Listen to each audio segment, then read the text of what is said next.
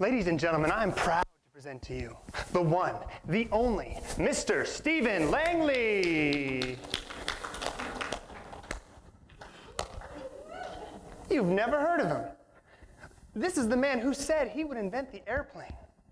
In fact, the U.S. government believed in him so much, they gave him $50,000 to do it.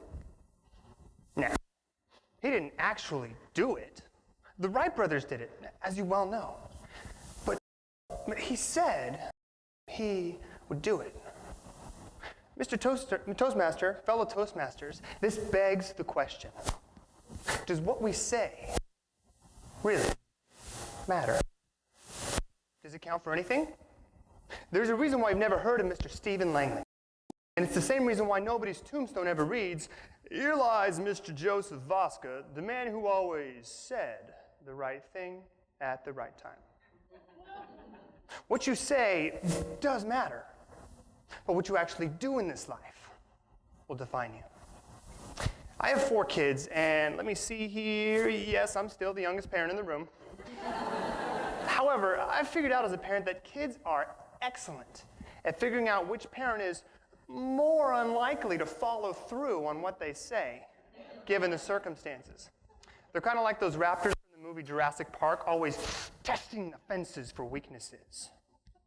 My third-born Blake is an iPhone Jedi. And I'm not joking when I say that. He can use the Force to unlock it if needed. He can group text message, stream videos on YouTube, dial 911, blow up my data plan. He can do it all. And he will be 2 next month. Like my other kids, he likes to test the boundaries. Just the other day I said, "Blake, no more iPhone right now." "Why?" "Blake, no more iPhone. We're going to put it away and do something else." "Okay, no, don't touch it." "All right, if you touch it again, I have to give you a snap." Boom. Testing the fences. Now, what's the harm in not following through here? Is it really that big of a deal? As some people would say, lose the battle, but win the war. There are some battles that I must always fight and never lose. Battles over honesty, integrity, respect, responsibility. Things I think are critical to the development of my kids.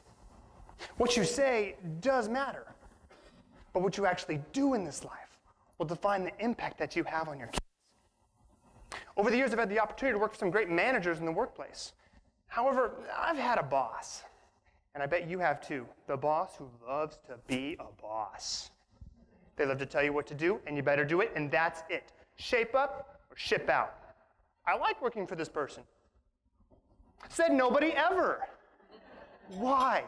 They're not a leader. A leader will tell you what you need to do, but then they will come alongside of you, partner with you, help you develop your strengths, your weaknesses, make you a better team member, make the team better as a whole. What you say does matter, but what you actually do in this life will define the impact that you have on your company, your coworkers, and your employees. I can't think of a better application for this topic than marriage. You know, here in America, it doesn't matter which study you cite, the divorce rate is 50% or more. Talk about a severe lack of following through on a commitment. Some would say the highest commitment that you can make. Contrary to what some people might say, marriage is not about the nice and loving things you say to your spouse, though you should do those things. Marriage is about honoring your spouse, sacrificing for your spouse, doing the difficult day-to-day things that might not feel good in the moment, but from which come love the feeling for a lifetime. I remember when my wife gave birth to our third-born Blake about 2 years ago. And everything had gone fine in the delivery, and we'd been moved to the recovery room. And I was sleeping in the early part of the morning when I was awoken by my wife's screams. And as doctors and nurses came in the room to figure out what was going on, I was in the corner with my son, and I was overwhelmed. Here in my left arm, I had my precious 2-hour-old little baby boy. And I myself was flooded with fear and anxiety. Is my wife okay? What's going on? I don't know. And here on my right was my wife in the bed, desperately reaching out for something to hold on to as she hemorrhaged over 1/3 of the blood in her body. And I remember in that moment, I just wanted to deal with myself, what was going on, but I recognized in that moment, I had a higher calling. And with all the chaos and the beeping and the doctor shouting, I moved across the room. I grasped my wife's hand. I locked eyes with her, and I said, Laura, I'm right here. It's going to be okay. We are going to be fine. What you say does matter. Words are powerful. They can lift people up and cause positive change. That can tear things down and ruin relationships. What you say doesn't matter, but I think that Ralph Waldo Emerson may have said it best. Sow a thought, reap an action.